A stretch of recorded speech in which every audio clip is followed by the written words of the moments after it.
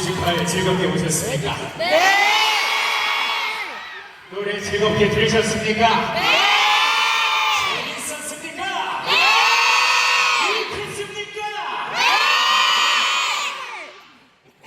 무엇을 배웠습니까? 이순신! 한국사! 선생님은 한국을 빛내! 별빛, 고민, 약점, 단점, 두려움, 공포 앞에 우리가 어떻게 대처해야 되는지 그 방법을 배웠습니다. 선덕여왕은 단군일의 우리나라 최초의 여왕이었습니다. 자, 여기 우리 여자친구들만 한번 대답해 볼게요. 내일부터 우리 친구들을 여왕을 만들어준다고 합니다. 그러면 기분이 어떠시겠습니까? 너무 좋아요! 왜 너무 좋습니까? 돈 안 내고 무료로 맛있는 거 먹을 수 있어요! 치킨도 먹고 탕후루도 먹고 그게 힘과 권력인데요. 근데 지도자의 자리라는 건 그것뿐만이 아니라 막중한 책임감도 함께 필요한 자리인 것 같아요. 내가 여왕이면 내 말 한마디에 수많은 사람들이 죽을 수 있고 살릴 수 있고 나라가 흥할 수도 있고 망할 수도 있습니다. 굉장히 스트레스 받고 좀 막중한 자리인 것 같아요. 그런데 선동여왕은 아무런 준비나 자신의 의지 없이 극에서 보셨겠지만 하루아침에 이렇게 뚝 밀려서 여왕이 되어버린 거예요. 게다가 그 당시에 여성 지도자가 없었기 때문에 주변 국가에서 깊게 봅니다. 백제가 쳐들어오고요. 저기는 고구려가 압박을 하고요. 중국 당나라는 손가락질하고 무시합니다. 그리고 내부에서는 귀족들이 반란을 벌였어요. 선덕여왕은 이 엄청난 두려움과 공포 앞에서 단 하루도 발을 뻗고 잘 수 없었을 거예요. 그러면 그녀가 그 두려움 앞에 어떻게 행동했나요? 도망갔습니까? 회피했습니까? 아니요! 숨었습니까? 아니요! 당당히 맞섰습니다. 그녀의 용기를 보여주는 대표적인 건축물을 선생님이 보여드리겠습니다. 한번 보시죠. 이게 뭐예요? 선생님! 선생님가 뭐 하는 곳이에요? 별 관측하는 곳! 별을 보는 곳입니다. 그런데 단순히 천문관측 기구가 아니라 이것이 하늘의 제사를 지내는 제단이라는 연구도 있어요. 이게 굉장히 중요한 얘기가 뭐냐면 당시에 하늘의 제사를 지낼 수 있는 권한은 중국의 황제뿐이었습니다. 우리나라를 비롯한 주변 국가의 왕들은 땅에 있는 토지신한테는 제사를 지낼 수 있어도 하늘에는 제사를 지낼 수 없었어요. 그런데 그녀가 하늘의 제사를 지내는 제단을 만든 겁니다. 이건 뭘까요? 내가 황제? 황제다. 여기가 세상의 중심이고 이곳이 진정한 중국이고 신라가 온 세계를 아우른다는 그녀의 정면 돌파였던 것이지요.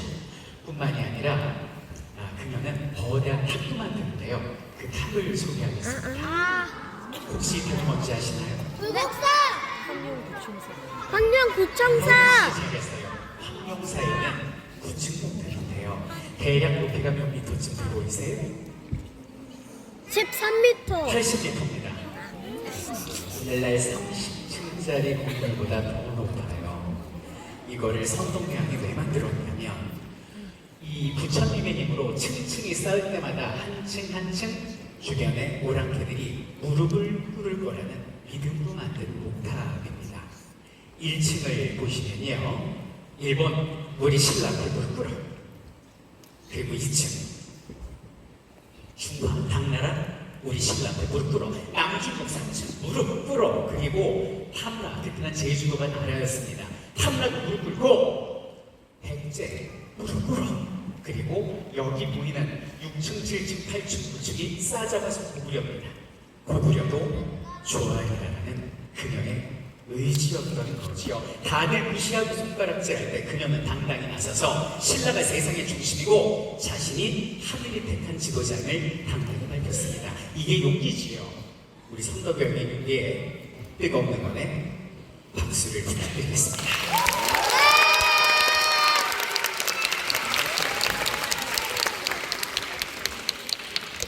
우리 오늘 선덕여왕이랑 또 누구 만났어요? 이선생!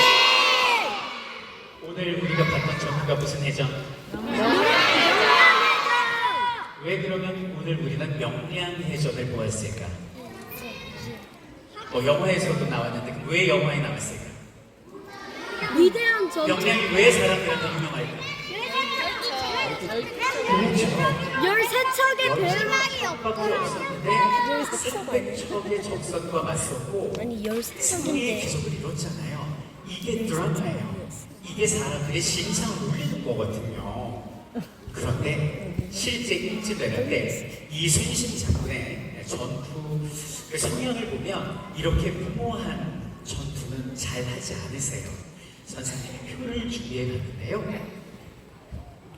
자, 여기 보면 사천해전이라고 있죠. 이때 우리나라가 총 28척 있었는데 일본 수군은 13척밖에 없었고요. 당한포해전에서 우리가 51척일 때 적군은 26척, 율포해전일 때 우리가 51, 적이 7, 우리가 56일 때 적은 42, 166척을 이순신이 가지고 있을 때 일본은 고작 9척밖에 없었어요. 이순신은 질 것 같은 싸움에 나서지 않아요. 그래서 명장인 거예요. 확실하지 않은 전쟁에 내 부하들을 끌고 들어가는 그런 무모한 행위를 하지 않아. 그런데 왜 이순신은 단 12척밖에 없는데 300척에 맞서는 그런 행위를 했을까? 그건 요 지도를 보면 알 수 있는데요. 자, 임진왜란 때 여기 일본이죠? 일본이 이렇게 부산으로 상륙합니다. 충주 지나서 서울을 지나서 여기는 평양까지 가요. 그런데 이 평양에서 더 이상 일본은 진격하지 못합니다. 그 이유가 뭐냐? 자, 보세요.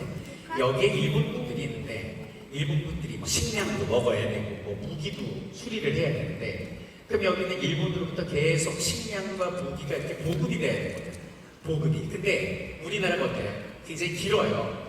그리고 보급을 하려면 산 넘고 물 건너고 너무 힘들어. 그래서 일본이 생각한 방법은 이렇게 육지로 보급을 하는 것이 아니라 이렇게 바다에서 배로 보급을 하면 되겠다. 이 생각을 한 거거든요. 그런데 생각지 못한 이순신 장군이 나타나서 여기는 보급로를 끊어버린 거예요. 거북선으로. 그래서 우리가 이길 수 있었던 거예요. 그런데 이 지금 상황은 그 전에 원균 장군이 전투 나가다가 배를 다 잃었잖아요. 그 12척밖에 없어요. 근데 여기는 바다를 버리면 이건 조선을 버리는 거는 다름이 없어요. 그럼 전쟁에서 지게 돼. 이거는 싸워야 되는 순간이야. 그래서 이순신은 방법을 찾은 겁니다. 아까 임금님이 뭐라고 했어요? 배가 12척밖에 없으니 육지로 몸을 피하라고 얘기합니다. 그때 이순신은 뭐라고 했어요? 전하, 12척씩이나 있습니다. 상여시 2028사 배는 12척이 남아있고 미천한신 이순신은 아직 죽지 않았습니다. 라고 이야기를 해요. 이순신은 이렇게 호언장담해 놓고 방법을 찾습니다. 어떻게 12척으로 300척을 이길 수 있을까? 그런데 그 해답을 어디서? 병법에서 찾습니다. 병법서를 보니까 이런 말이 나와요. 이 좁은 길을 한 사람이 막으면 1000명도 막을 수 있다. 아, 그렇구나. 이걸 우리 상황에 그대로 옮기게 되면은 이 좁은 여기 보면 그 진도라고 들어봤습니까? 네! 우리가 진도거든요. 요 사이에 지금 다리가 놓여져 있어. 그걸 진도대교라고 하는데 여기가 굉장히 좁거든요. 울면 돌아가며 회오리 친다고 해서 여기를 울돌문이라고 불러요. 여기는 좁으니까 우리가 12척으로 나중에 한 척이 추가됩니다. 13척으로 좁은 길을 일자로 딱 막는 거예요. 일을 따라서 적선이 들어오는데 절대 300척은 못 들어와. 좁으니까 5척, 10척, 20척씩 들어오는 걸 일자로 맞고 때려버리면 여기는 썰물로 밀려나갈 때 뒤엉켜서 적들은 결국 겁을 집어먹고 도망가 거야 라는 판단을 한 거죠. 그런데 이 판단의 근거가 뭐예요? 용법성. 그래서 위기 돌파의 해결책은 어디 있어요? 책에 용기. 있습니다. 그래서 어머니 아버지가 책을 많이 읽으라고 하는 거예요. 여러분들 앞으로 책을 열심히 읽으실 거죠? 열심히 읽으실 거죠? 제가 있습니다. 어린이 여러분, 이 세상에 단점이나 아니면 고민이나 위기가 없는 사람이 어디 있을까요? 우리 친구들도 뭐 고민이나 이런 거 있을 것 같은데 혹시 고민이 있으세요? 네. 뭐가 고민이에요? 숙제 다 못해서 선생님도. 숙제를 못해서 또 나는 뭐가 약점이야? 컴플렉스가 뭐예요? 우리 친구 중학 수학 푼다고? 동생 중학 수학 푼다. 동생을 잘 보살펴줘야겠다. 또 나는 이게 컴플렉스다. 네, 무슨 얘기인지 모르겠지만 게임에서 그러니까 보통 친구들의 고민을 보면 뭐 이런 얘기를 해요. 나는 뭐 동생을 돌봐줘야 하니까, 뭐 나는 뭐 공부를 못하니까, 나는 뭐 집이 가난해서 이렇게 얘기를 하는데 뭐 때문에 나는 성공할 수 없어라고 말하는 사람들이 역사에서 성공하는 걸 제가 본 적이 없어요. 나는 여자임에도 불구하고 왕이 될 수 있고, 나는 12척밖에 없음에도 불구하고 승리할 수 있고, 나는 가난함에도 불구하고 몸이 약함에도 불구하고 공부를 못했음에도 불구하고 나는 성공할 수 있어 라는 마음을 먹고 앞으로 한 걸음 한 걸음 걸어나가는 사람들을 우리는 영웅이라고 부릅니다. 우리도 이런 마음을 심장에 담고 앞으로 걸어간다면 당신이 이순신이고 여러분이 선덕여왕인 것입니다.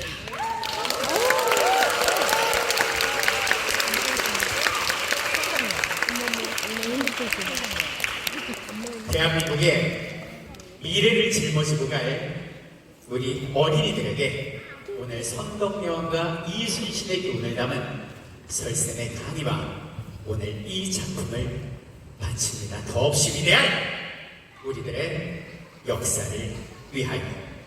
설쌤이었습니다.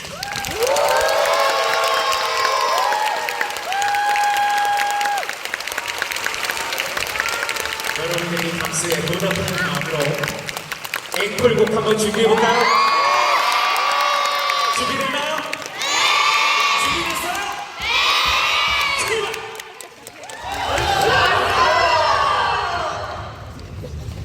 앵콜곡.